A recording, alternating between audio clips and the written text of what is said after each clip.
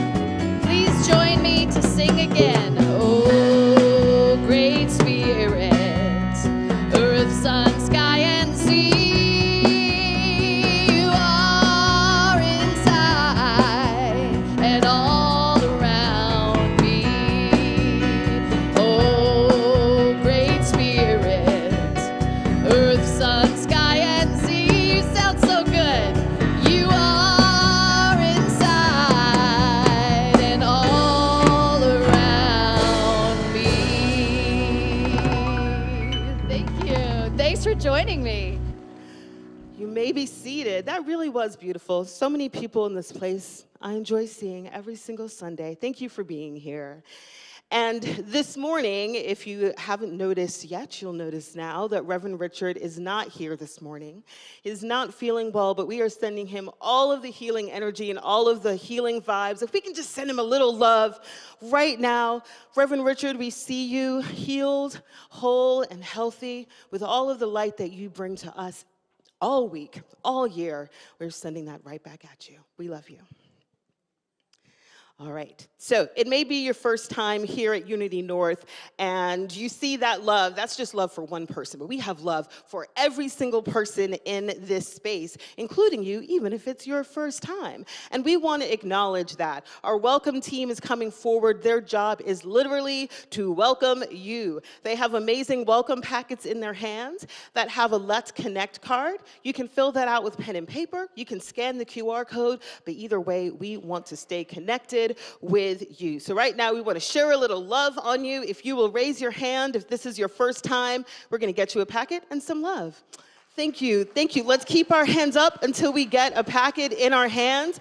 We are so happy that you chose Unity North this morning, and we hope to see you downstairs after service. There is a welcome table downstairs as well that is beautifully marked, so you are not alone. You're a newcomer today. You're part of the family from here on out. And if it's your first time, you may be wondering who these beautiful souls are seated across the room. They are our prayer chaplains. Today we have 4 prayer chaplains on duty: Sarah, Aileen, Anna, and Justice. They are holding us all in sacred space, whether we are in the room, whether we are online. They see us in love and in light, and they are available for prayer before and after service. So please don't hesitate to approach one of them after service for prayer, whether it's celebration or something that you need to be seen in loving wholeness and light. So it is a special time in our service. It must be. It's announcement time, my friends. We get to find out what is happening in this glowing community. All right, that first announcement is about the Earth Care and You lunch happening April 21st. That's today. So happening after second service. So if you're hungry, come on down. We'll take care of the earth. We'll take care of you. Also happening in this community, putting the you and the I in community, is Family Promise. And so if you are interested in helping to serve our community, we almost always need help with setting up and tearing down, but go see what the needs are. They'll be in the foyer after service, setting up our table so we can give you more information. So Family Promise, an amazing way to volunteer. In our next announcement, we have a recycling roundtable. So does anyone have questions about recycling? I always wonder about recycling. So, and how do we help to, again, serve this earth, serve this planet, be caretakers of it? So join us for the recycling roundtable. So we want you to RSVP so that we have an idea of how many people are coming. That's on April 26th. Space is limited. Information is abound. In our next announcement, we have a workshop on planned giving basics. So that's happening next week at 1 o'clock. And I know wills and trusts are not exciting, but it's important for us all to have information about wills and trusts and other ways that we can leave a legacy. So we'll have information about that there. It's in the Peace Chapel next week, April 28th at 1 o'clock. And so that will be an important one to keep on your calendar. Also coming up at Unity North, Tama Keeves will be in the house on May 5th. And if you don't know who Tama Keeves is, if you go in the app, you can find out lots of information. She was a lawyer. She left that practice to become a best-selling author, to become a success and a life coach. And if you just look at the titles of her books, you will be inspired just by that. What are the titles of the books, you ask? Go in the app and find out. So she will be here on May 5th, second service, have a workshop at 1:30, and then there'll be coaching sessions available after that. So lots of Tama Keeves on May 5th, but you want to make sure you check that out in the app or online. So last week, when we were talking about the Men's Advance, I said if you want to know more about the Men's Advance, you'll have to come this week. So, as promised, Brian Andrew is here to tell us more about the Men's Advance. Put your hands together for Brian, please. Thank you. All right, so I'm officially like the fifth string quarterback here. I think they couldn't find anybody else to do this, but anyway, that's okay. I consider it just an honor to be here to talk about Men of Unity. I love this group of guys. I love the energy and the positivity that I find in that group. Just in the little over a year that I've been attending here, I've made some really deep connections with some guys in there. We've just started implementing some new things or experimenting with some new things, breaking out into some smaller groups to build a deeper connection with men. And all that's not what I'm supposed to tell you about today, so I better tell you what I'm supposed to tell you about today, which is the big event that we have coming up May 4th from 8 to 5 p.m. We're calling it Warriors of the Heart. And really what it's all about is us men coming together and sharing positive energy together and kind of talking through some of the challenges that men face today that maybe we didn't face 20 years ago. And so we've got 6 awesome speakers lined up: John Nyhoff, Dr. Daniel David, Mark Deandra, Al Mango, Greg Karch, and Michael Doss. So it's going to be an awesome event. I want to specifically invite the men watching online. Maybe you haven't been in person. Maybe you haven't been to a Men of Unity meeting at all. Maybe you came to a Men of Unity meeting and didn't feel a direct connection. This is a great way to spend some time with us, and I really encourage you to check it out. The cost is $35, but we don't want anyone to miss out on this who wants to attend. So we have some scholarships available. Tickets and information are going to be available in the foyer right after service. You'll see Bart Starr or Rusty Morgan back there. I'll probably kind of float around a little bit back there too. If you can't join us, we certainly hope you can, but if you can't, come to our regular meeting on the second Saturday of each month. So anyway, thank you. Thank you, Brian. Thank you, Brian. All right, and in our last announcement, we want to make sure that we haven't forgotten about the raffle. We still do have, yep, I got some applause in the back. Give it up for that. So we do still have tickets left. And remember, this is just going up until the middle of May. And the number of tickets we have is the number of tickets we have, so you don't want to miss out. The drawing is on May 12th at 1 p.m. in Holy Grounds. You don't have to be present to win. There are no blackout dates. You can share that prize with family and friends. If you're with us online, you're still eligible to be a part of the raffle. Have no fear. So you can call the office if that works for you. You can also help support the raffle if you know other people that fly. You can get tickets and sell raffle tickets to them as well. So for more information about how you can help, either possibly be a winner or possibly sell tickets, come downstairs after service to Holy Grounds, get more information, and make sure you don't miss out. Because we wouldn't want you to miss out on this next song that was written by Tempe and Will. So much talent in the house. And we're just gonna let it all hang out, and we're gonna be a little wild with this song called Let It Be Wild. Good morning, everybody. So good to see you. All right, let's do this.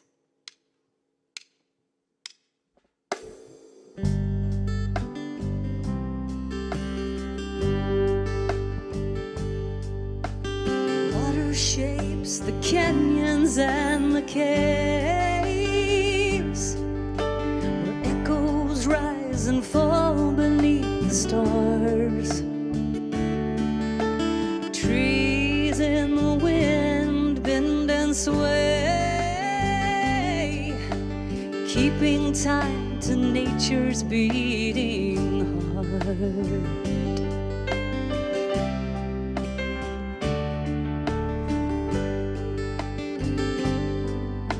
The glory of the morning's rising sun explodes across the valleys and the sky. Down where the lonely river runs is where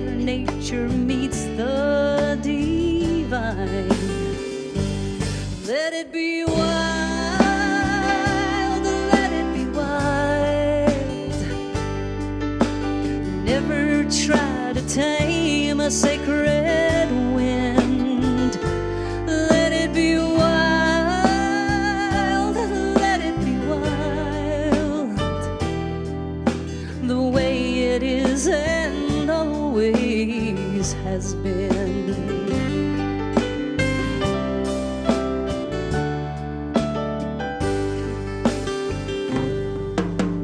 Water flows majestic through the hills and runs to the oceans far away. Here in the coolness, calm and still, lies the land where my heart will always stay. Oh, let it be wild, let it be wild. Never try to tame the sacred wind. Oh, let it be wild, oh, let it be wild. The way it is and always has been. I trust in the spirit of the evergreens and stillness of freshly fallen snow. Alive in the waters of the mountain streams are the woodlands beating heart and soul. Play me some, Will. Beautiful. Will Hodge, y'all.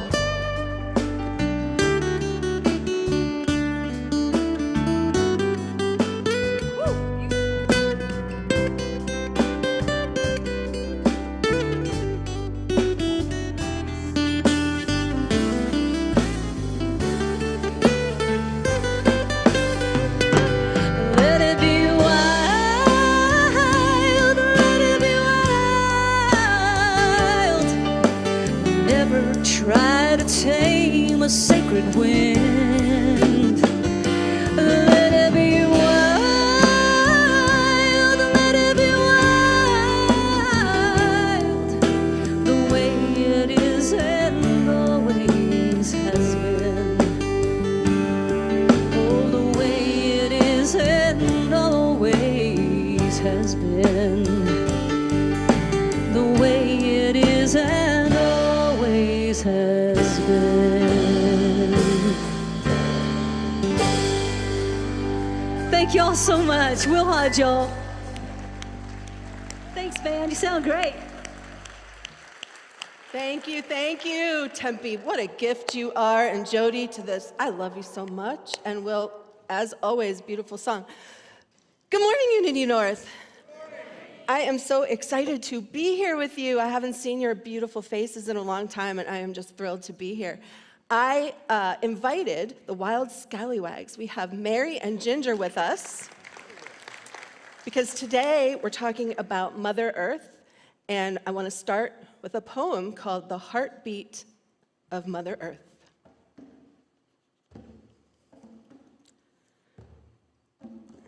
In the quiet of the forest, I hear it, the steady rhythm, the gentle beat, the heartbeat of Mother Earth. A song of life, a dance of feet, in every rustle of the leaves, in every whisper of the breeze. I feel her presence all around, a loving mother, profound and deep. Her heartbeat pulses in the rivers, in the mountains, in the skies, a sacred drum that never falters, a timeless song that never dies. With every step upon her soil, I feel her heartbeat beneath my feet, a reminder of our sacred bond, a connection that is ever sweet. So let us dance to her rhythm, let us sing to her ancient song, for in her heartbeat we find our home. In her embrace, we belong. So, I want to welcome everybody that's watching online as well, and put in the chat where you're from, and you are as connected in this space as the rest of us. And so, today, we are talking about earth-based religions. So I had asked Richard several months ago if I could speak on Earth Day because I am passionate about trees. And I'll talk a little more about that later.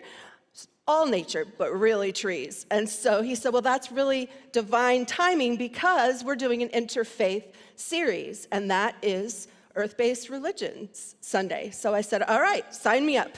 And so that's what we're going to talk about today. And a little bit different, if you've been here the last couple of weeks, Richard's been doing a panel with some practitioners, experts in the various areas. I'm here today as the seeker. I'm here today as the person who is hoping that you will get inspired to go out and seek that which appeals to you. So you want to join me in that? Yeah. Nice. Beverly. So, earth-based religions revere the earth as a sacred living entity. These religions often emphasize a deep connection to nature, the cycles of the seasons, and the interdependence of all things. Now, we can't possibly talk about all of them, and this is really just a little overview, again, to spark your interest. But some of the top earth-based religions are Native American spirituality. We've got the Druids and Celtic, if you've ever known Stonehenge. We'll talk a little bit more about rocks and their living energy. We've got indigenous cultures, and we have our Wiccan and pagan. So we don't have time to talk about all of them, and we're going to do our best to bring all the energy of that into today. But first, I have a question. So be honest if you can. First service was very honest. How many people get a little uncomfortable being in a church and hearing the word pagan or Wiccan? Thank you for your honesty. I love good honesty. And that's it. That's a very real thing. I wanted to bring that into the room because, you know, with Wicca, I don't blame the movie industry, but at first service we were talking about, you think of Wiccan or witches and you picture like this scraggly old woman with a wart on her chin, and you think of Hocus Pocus, Bette Midler, standing over a cauldron, stirring, and they were like eating children in that movie. And we show that to every one of our children. And so that's sort of the notion that we have. And so it's understandable that you would say, where does that fit into spirituality? But that is not the truth of what that is. So I'm going to invite us to all come with an open mind and open heart as to what the true nature of these religions are. Merriam-Webster actually has a definition of pagan as this: a person holding religious beliefs other than those of Judaism, Islam, and most especially Christianity. That's it. That's not nefarious. So it didn't become a negative or pejorative word until the Christians really realized that it was polytheistic in some instances, and that didn't go with their dogma. So pagan ended up becoming a heathen, or all those words that mean not of God. But how many people know that many of the Christian traditions are actually pagan? Ooh, look at that. So, and yell it out. You know me, we're co-creating this together. Yell it out, a tradition that's really pagan. Christmas trees. Yes, Christmas tree. What else? Easter eggs, right? So we'll start there. Easter celebrates the resurrection of Jesus, right? But as we know, a lot of these faiths are around the vernal equinox, whereas Lorelei, she could just get up here and say the whole thing. And did it ever occur to you in celebrating Easter, we just do it. We color the eggs, we hide them, and there's a bunny. What does a bunny have to do with Christianity? And it's like we just kind of accept it. So what I'm going to challenge us to do today is the sense of reverence of not just questioning things that we don't agree with, but questioning things from a place of curiosity, from a place of honoring and reverence by really looking at, where these things come from. But the Easter Bunny, and that comes from let me get the word right, Ostara, a pagan festival, and she was the goddess of fertility and new beginnings. So that's where the eggs and rabbits come from. Now, Christmas, I'm sure most of you in this room know, but Jesus was not born on December 25th, pretty much. Oh, I knew you had it in you in the first row. She's my, laughing partner. Pretty much the spring is what they're thinking, but December 25th is the winter solstice. And so I was looking into which of the traditions are pagan, or came from pagan, and evergreen trees, decorating them, not Jesus, not those people. What else? Hanging your stockings and putting toys in there. That's from, where is that from? Oh, I don't remember. But the Yule log. And then the one I loved was mistletoe. So we think of mistletoe as a romantic partner dragging them under the mistletoe, but it really partially came from truce making. So if enemies found themselves under mistletoe, they had to call a truce. That's where it came from. So then I started picturing all these sworn enemies dodging the mistletoe, I don't want a truce, I don't want to be in peace. And so we take these things for granted. And as I began to really look at some of this, it was just fascinating at coming at things with curiosity. Not that we're trying to bypass them, but to really get to the heart of where this comes from. It's an exciting thing. So we're going to talk about two, because we can't talk about all of them or we'd be here till 4 p.m. And the two we'll talk about today, Wiccan and then Native American spirituality. Now, for Native American spirituality, both of them deserve not only their own talk, their own month. And in November, I know this is the year of diversity, I have to believe that I'm sure we're going to talk more about that. So this is sort of our teaser for getting into a deep dive. But these two traditions actually have a lot in common, not only with each other, but with unity. So a short introduction to Wicca, and please get Bette Midler out of your mind. Who is the pretty one? Sarah Jessica Parker. Okay, so you can think about her for a little bit, but because, the casting spells and all that, it's just been taken to the wrong level, and we get to confront that, and we get to find out the truth, and we get to honor it. So Wicca is a modern neo-pagan or modern pagan religion that emerged in the mid-20th century and is based on pre-Christian traditions, folklore, and ceremonial magic. Wiccans often emphasize the importance of nature, which is what we're talking about today, the cycles of the season, which pretty much every earth-based tradition follows. And they also believe in karma. And it's interesting because the people that are witches cast spells, one of the profound tenets of the Wiccan tradition is whatever you send out comes back to you 3 times. So what witch would ever send something bad out? That is just not the truth of who they are. And we do the same thing. Principle number 3. We believe in unity, that our thoughts and words have creative power. So what we're sending out comes back. And if you've ever heard Richard talk about, things get pressed down, shaken up, that's all from the same thing. What we put out comes back. So that's our little intro to Wiccan. So Native American spirituality. It's important to note that I'm not Native American.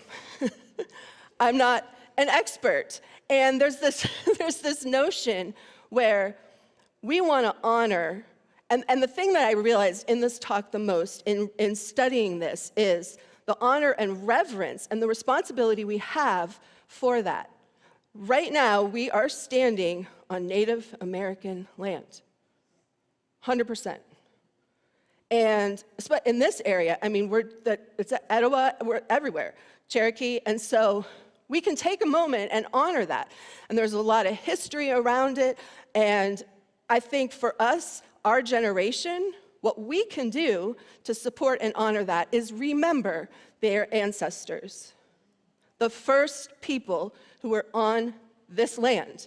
And we could call that energy in. We can honor that. And I think that goes a long way towards the notion of forgiveness, the notion of understanding, the notion of what may have been a hurtful way that we got here. And so I'm just going to take a second. I just want us to think about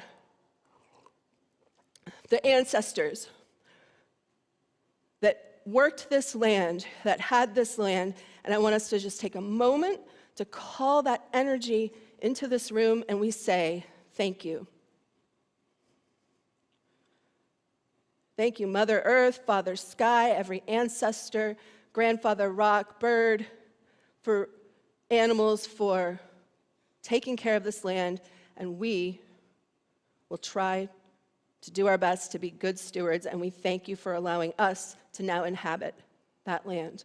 And that goes a long way, because there's cultural appropriation and cultural appreciation, and we're in the business of appreciation, and that's where that seeker comes in, right? If we're seeking that information, we're seeking that knowledge, we get to be part of honoring that. And so that's where we're at today. Now, Unity, Wiccan, Native American, all have God, divine, masculine and feminine, either or. We have yin and yang, Tao. Lots of the faiths have that, so that we have in common. And the reverence for nature. Now, I asked Tempe, in good faith, I invite us, if we have a question about something, we go to the person with the lived experience, the expert, if you want to refer it that way. And so I called Tempe and I said, I want to make sure I'm on the right side of this. I want to make sure that what I'm saying is right. My heart is open, I'm curious, and I want to know. And I asked her if there was one thing that you wanted the Unity congregation to know, what would it be? And she said that we are all connected, we are all related, we are all, it doesn't matter, white, brown, yellow, red. The ancestors understand there is no I, it is we. And so we could call that energy in as well. And also the notion of sharing versus giving. So the native people that were here lived in a communal society. If somebody needed something, what was yours was theirs, and vice versa. And then when the colonial times came, they said, well, that's a great idea, but it went from sharing to giving. Those who had may or may not give to those who need. And that's a bit of a different energy. And it reminded me that actually, in Christianity, Jesus, his followers, and we don't always talk about this. I didn't really realize this till in seminary we did a deep dive into the Bible. But in the book of Acts, those apostles they were the first socialists, actually. They really were. They lived a communal life. They shared everything. They didn't give to and fro. The people that came in, what was theirs, and that's in Acts. And I thought, see, it's all one truth, right? It shows up differently. So I want to talk about in Wiccan faith and religion, in Native American, in Unity, there are symbols and traditions and rituals. And so I want to talk a little bit about the circle. The circle is very prominent in all of these. And the other thing that is prominent is things that we do, we might not realize where they came from. And so I had this really aha moment, because downstairs in the youth ed department, every week, we do a sacred circle. And I went, oh, well, in the Wiccan tradition, anytime there's going to be a ritual, they do a circle, because within that circle is the safety and energy. And if you're here on Wednesday nights, what do? We circle up and we hold hands. And this is the one that really got me. When we do this, we did this for Richard, right? Native American.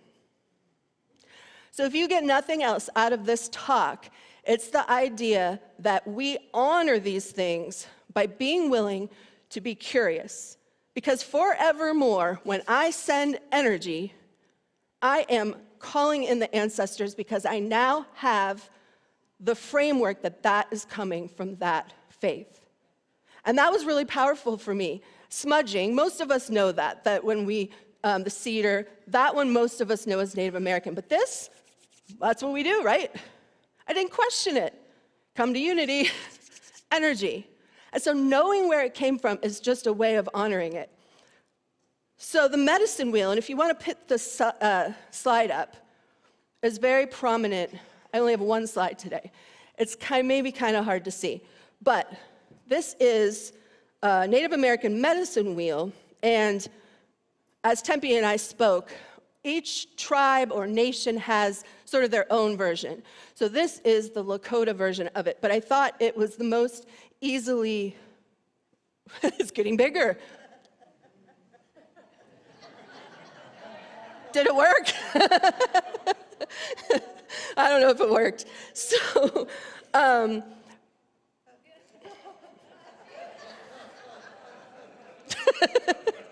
still can't read it, but I have it here though. So, the colors in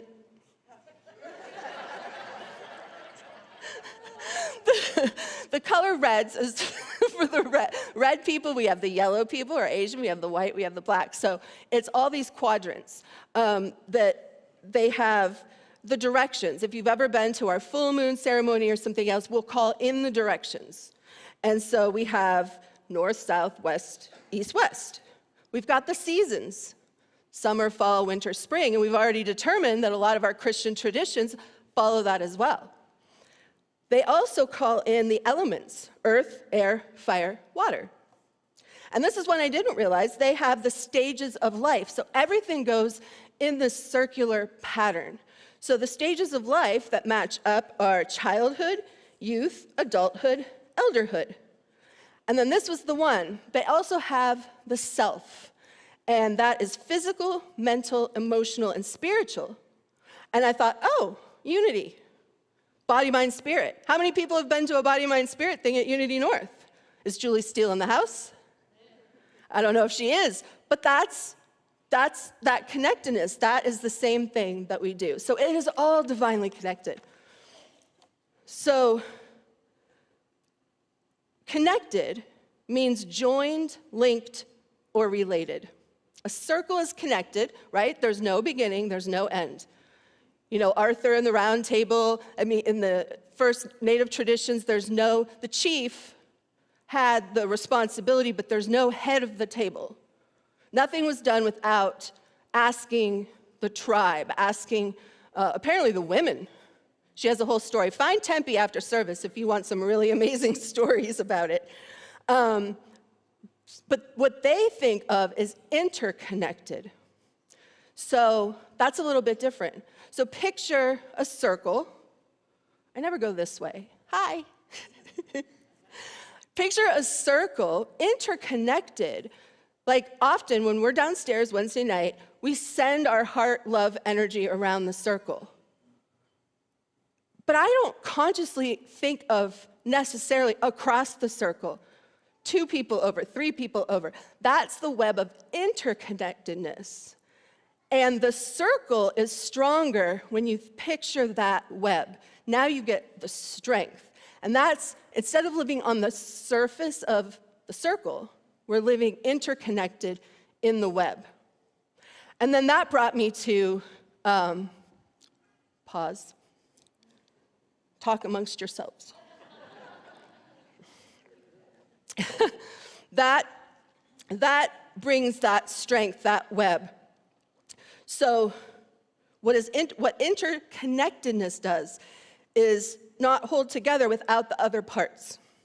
And again, it's that awareness. Now, Wednesday evenings, I have an awareness having been a seeker, having done the research, that I'm going to send my love and energy to that person, to that person, to that person. And maybe we picture that love. And then it brought me to the earth. Now, in Western tradition, we're very linear, right? We go from point A to point B. We go from high school maybe to college. We're always on a mission to get somewhere else. But the really interesting thing I thought of is all of that going forward, we eventually realized the earth is round. That's how we figured it out. There's some interplay of going forward, but going around, we live on the earth sometimes. We think of us on the earth, spinning in space. And once we're in the web, now that brings us into connection with Mother Earth. It's a little bit of a different thing. And we can also talk about the surface exploration of God. And I'm going to get to trees in just a minute. But that interconnectedness takes us to a deeper level with God. And so when we see ourselves as interwoven strands, we see our relationship with God, with each other, with nature, through a spiritual lens, and we can go deeper. So nature is where, if I'm having a day where I'm like, where is God today? And I have that moment, something upsets me, I'm just running. That's where I go, is to nature. And I think most of us, those trees out there are beautiful. We see the blooms and the buds coming up. But I'm going to invite you today to take it deeper to the miracles that exist within nature. But before I do that, I had a profound experience in a Native American sweat lodge. Has anybody ever done that or experienced that? Oh, wow, yeah. So for me, what happened, because I definitely know that everything has energy. It's real easy with animals, plants, people, kids. But rocks, I met living rocks, and it was profound. So if you haven't been, it actually looks like a womb because they have the ribs that hold, and then they use buffalo hides to create this sort of womb that you go in. And then outside of it is a fire, and the water carrier, the rock carrier, very ceremoniously brings the rocks into that womb-like structure where every round gets hotter and hotter and hotter. And so they instructed us, when he comes in, those are the grandfather rocks. They are, the ancestors come through those rocks. And I thought, okay, I've never thought about alive rocks, but I'm here to honor and serve. So we were instructed when they came in to say, thank you, grandfather. So I'm sitting there sweating, and they bring the rocks in. I made it 4 out of 7 rounds. They said that was pretty good. So they came in, and we said, thank you, grandfather. And in that moment, those rocks were alive. I let go of my expectations, and I could see the glowing parts and the pop and the crackle, and suddenly they were talking to each other and talking to me, and I was like, rocks are alive. So it's just, there is nothing where God is not. There is nothing where the energy of God is not. So, buckle in, it's tree time. So, most of us know trees are essential. Not only are they beautiful to look at, but they breathe in our carbon dioxide so they can live, and then we breathe in the oxygen so we can live. And there's that whole cycle. But did you know that trees, and most of nature, it turns out, has a communication system made up of chemicals, made up of all sorts of things that communicates with each other. And as the humans who think we've evolved past all of it, we're not listening. And that's what I did in that sweat lodge, is I listened to the rocks, and I heard their message. And so trees, if you didn't know, have families. And hopefully after this, you'll never go into a forest and be the same again. How many people have ever been to the redwoods? Y'all, can I go with you next time? That is like my bucket list to stand, that one that you can drive a car through. Oh my gosh. If the universe is hearing, please send me to California. But they have families. If a bug or a predator of a tree is on the bark and eating it, that tree sends out a chemical to the other trees in the family that says, yo, he's coming, he's on the way.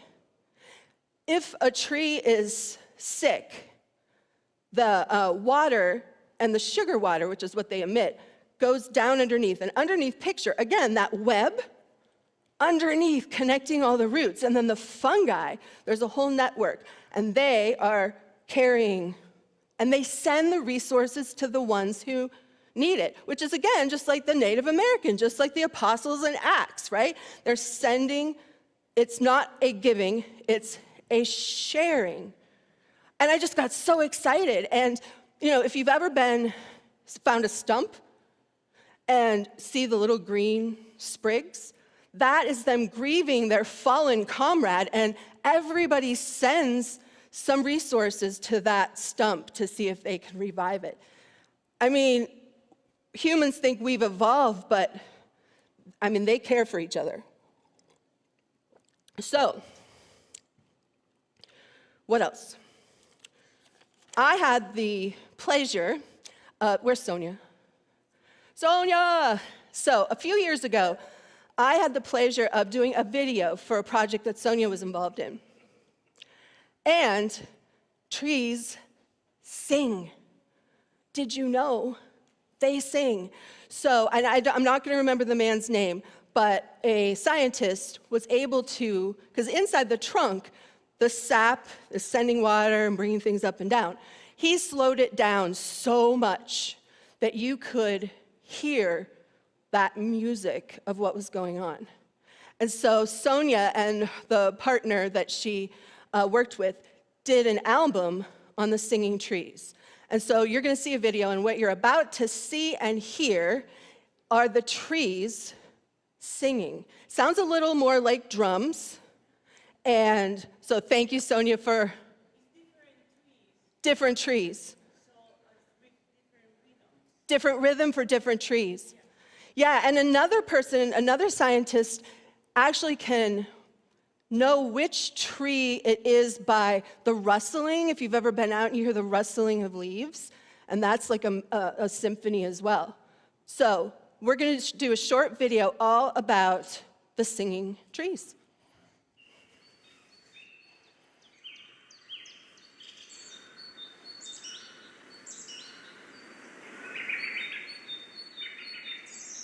You can turn it up a little.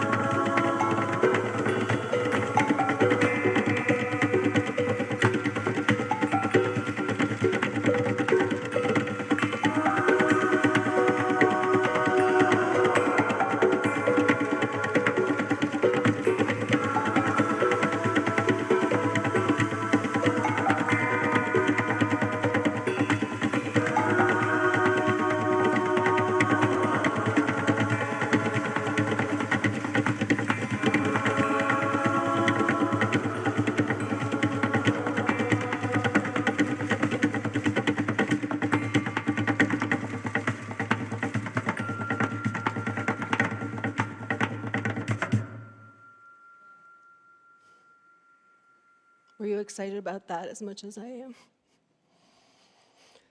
So, it's profound to me that we can really choose to be seekers, and the things we take for granted, we can question with an open heart, where did that come from? And now we're in the web instead of on the surface. But I want to talk about bees for a second. Trees and bees, those are fabulous boots. I mean, I couldn't help it, they're pink glitter. So it's not just trees that have a communication and use chemicals, bees as well.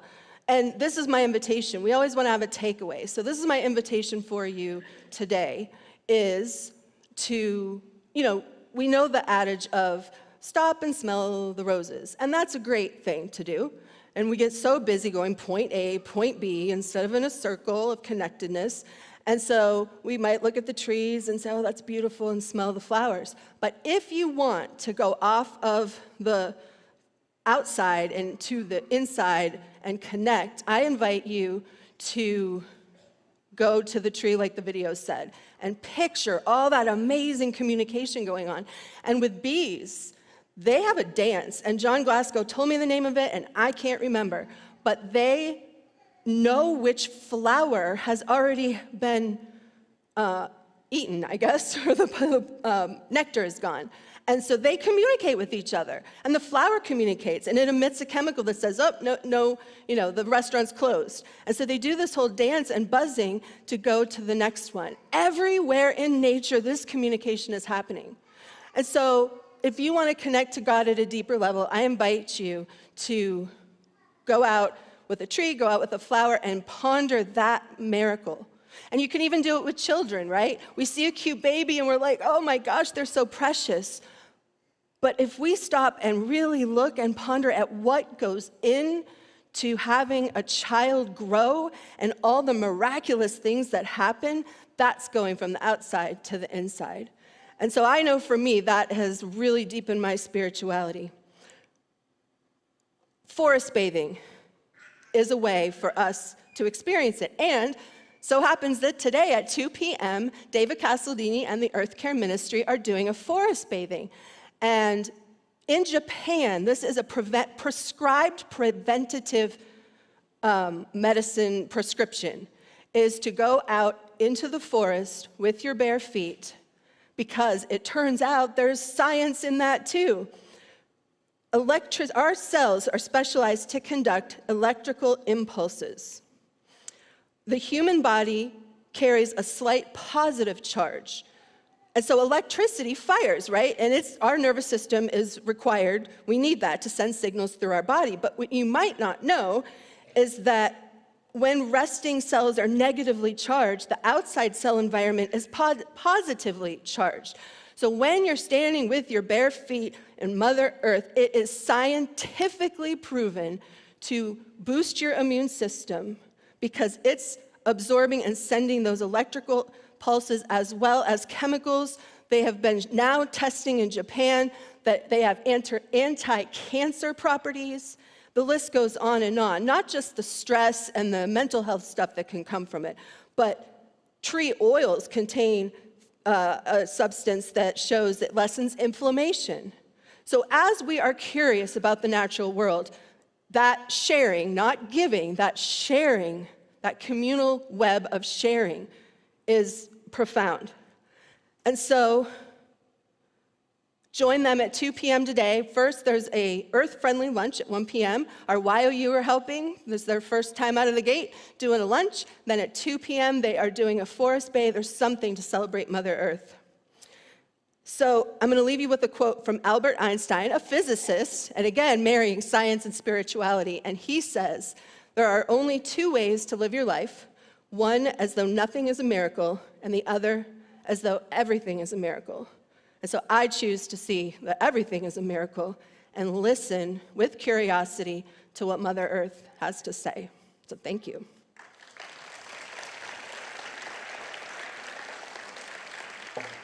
And so I'm going to invite the band up. And April's going to lead us in a meditation. But before that, I'm going to lead you in a chant, which I have not done in so long. So I invite you to sing along. Look, see? Minute I did it. Thank you, ancestors. So please join me.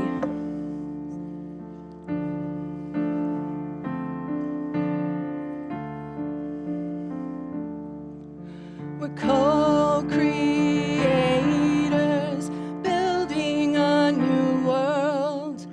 We're co-creators, building a new world together.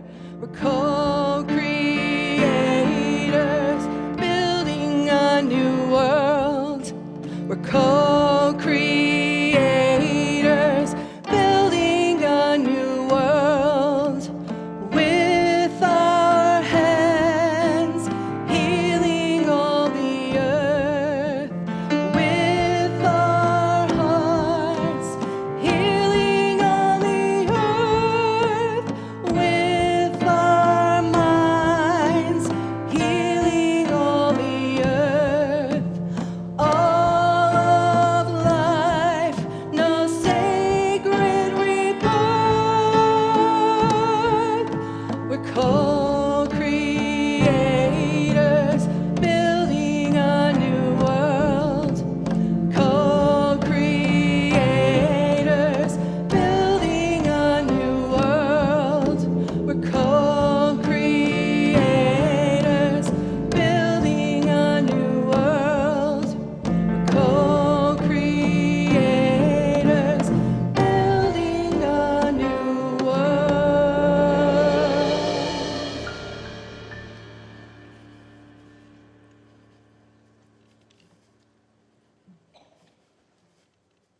I invite you at this time to adjust your posture so that you're sitting tall and well.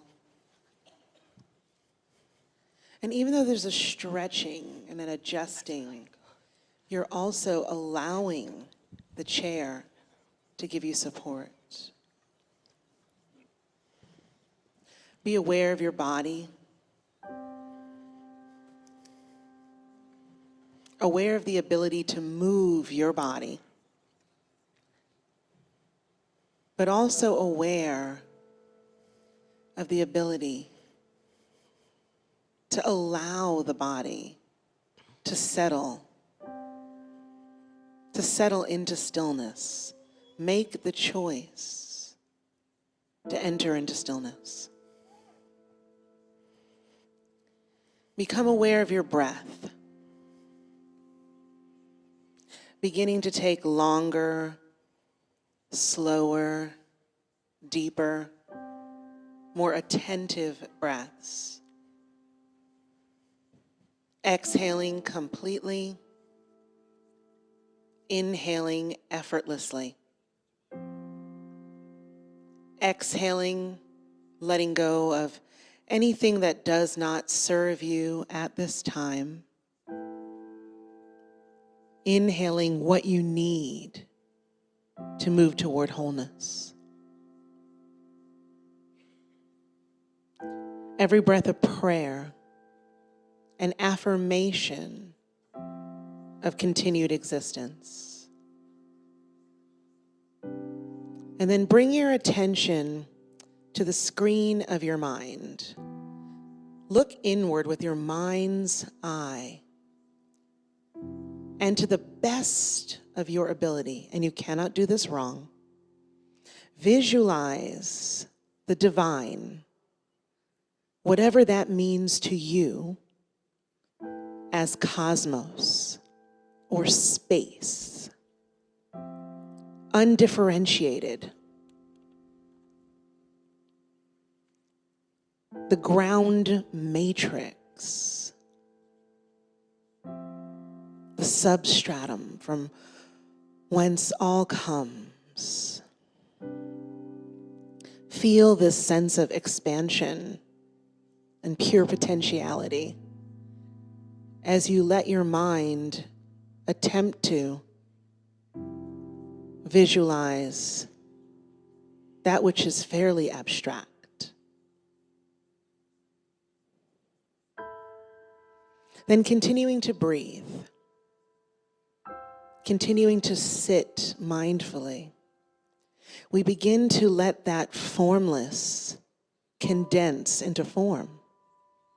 First, seeing the divine as the element of air, this being lightness, buoyancy. How does that relate to you and your body right now?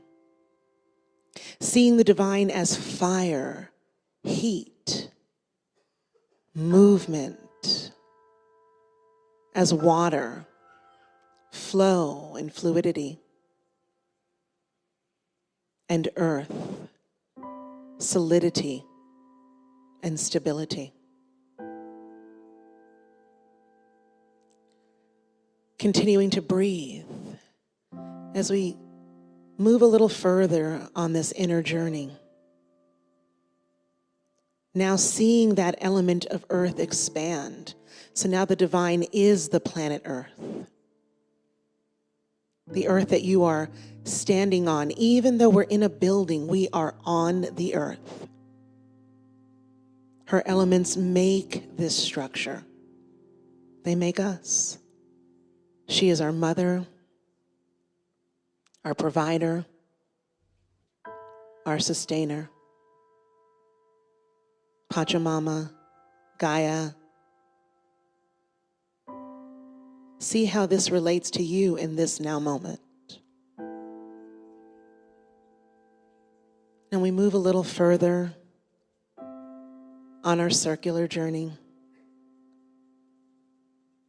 stretching our imagination to see the divine as the inhabitants of this beautiful blue ball, the rocks, the trees,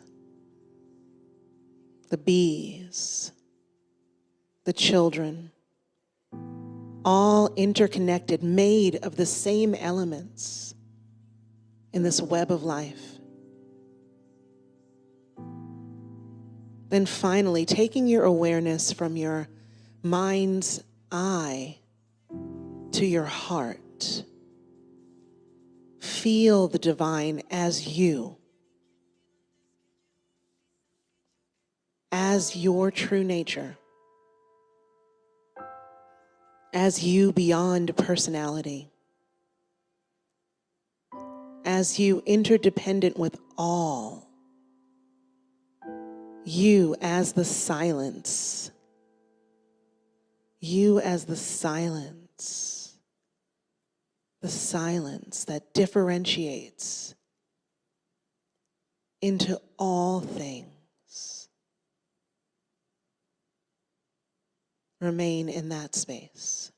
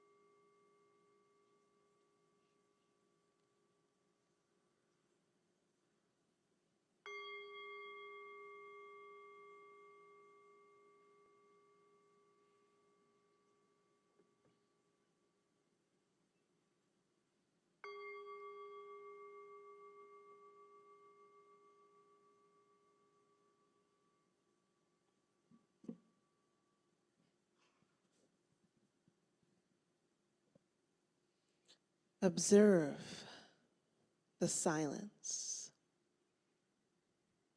The silence that's one and the same as the center of consciousness. Remain aware of that silence that is always inside as you reflect on the relative quietness of your mind at this time. Be aware of the silence as you notice how smooth and even the breath has become.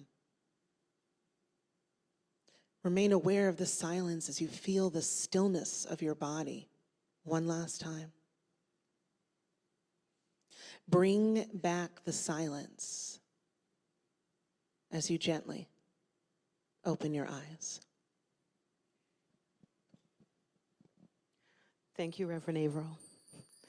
And thank you, Reverend Julie. As we are co-creators in this world, we are also co-creators in this beautiful place we call Unity North. And as we move into offering time and our ushers start to come forward with the baskets, we recall that, again, we are co-creators in the world and also in this beautiful place. If you filled out a Let's Connect card earlier and you wanted to put that in the baskets, you can put those in the baskets as they come around, or again, you could have done that online. This is also a great time to put in your consistent giver card. If you have one of these, we would love for you to put those in the baskets at this time. And if you've kept hearing us say consistent giver, and you're like, but how do I do that? Well, on these handy dandy sheets, there's a QR code, and you can scan that to get more information about how to be a consistent giver. So at this time, as we have our prayer box also coming forward, another opportunity to be prayed over, to be seen over, seen in wholeness, in love, and in light. In advance, we say thank you for the gifts that this community is about to receive. So please say our offering blessing together. I am so blessed. I am so prosperous. And it is my great pleasure to share of my blessings and to share of my prosperity. And in the giving, the entire world is blessed. Thank you, God. And together we are going to sing our offering song. So please lift your voices high with joy. Please join us.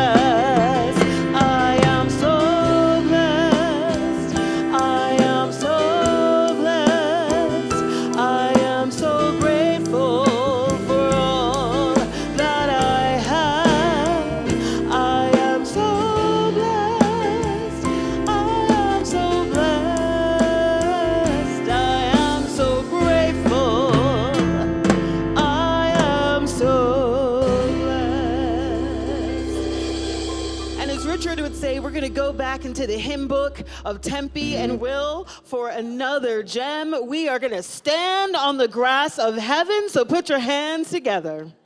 We are on sacred ground, y'all. The sun and moon shone across the lake. The lonely wolf is howling to its mate. The fire I made an hour ago has fallen to a smoky glow, with embers red as roses on the vine. Being here alone ignites my heart. Secrets seem to call out through the dark. History of this native land, most alive won't understand. My horse and me off the beaten path are standing on the grass of a heaven, here on Spirit's holy ground. We're standing of a heaven, as heaven's light falls without a sound.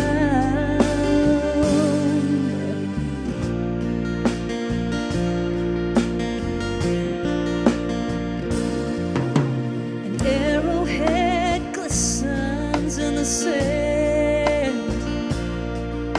I wash it clean and hold it in my hand. I I may have carved it long ago when another body had my soul. In my heart, I'm part of this sacred land. We're standing on the grass of a heaven, here on Spirit's holy ground. We're standing on the grass of a heaven, as heaven's light falls without a sound.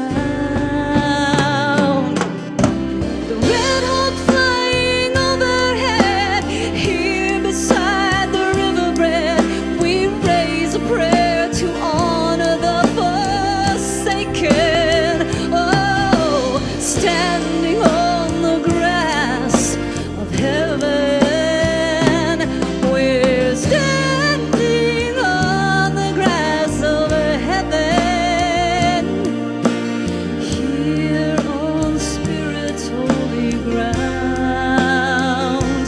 We're standing on the grass of a heaven, as heaven's light falls without a sound.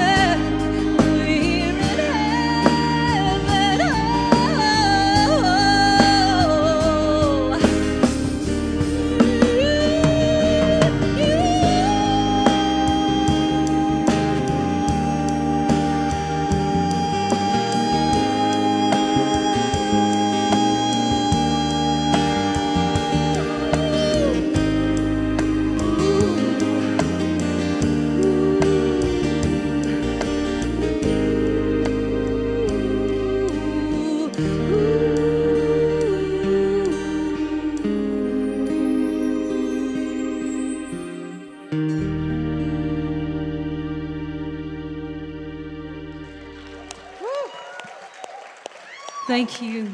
Thanks, You. band. That was awesome. You are a gift to me, to this community. Another wonderful song. We are indeed standing on the grass of heaven. Are we not lucky? Woo! That's all that's needed to close this out. And so I invite you. You guys didn't get to do your other thing? Do you want to do it one? No, you're good? Okay. I'm just going to invite you to stand on the grass of heaven this week. Head downstairs, support our Earth Ministry, Earth Care Ministry, and have an Earth-friendly lunch, and then connect with Earth Care out at the garden at 2 p.m. if you want to do a little forest walk. In the meantime, I invite you to stand, and we're going to do the peace song. Tara, you got it. You got it. And so I invite you. We know this song. Yeah. Let there be peace on earth, and let it begin with me. Let there be peace on earth, the peace that was meant to be, with God as creator, family all are we. Let us walk with each other in perfect harmony. Let peace begin with me. Let this be the moment now.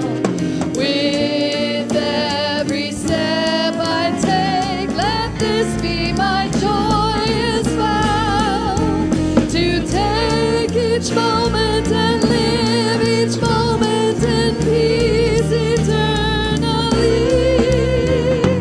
Let there be peace on earth, and let it begin with me.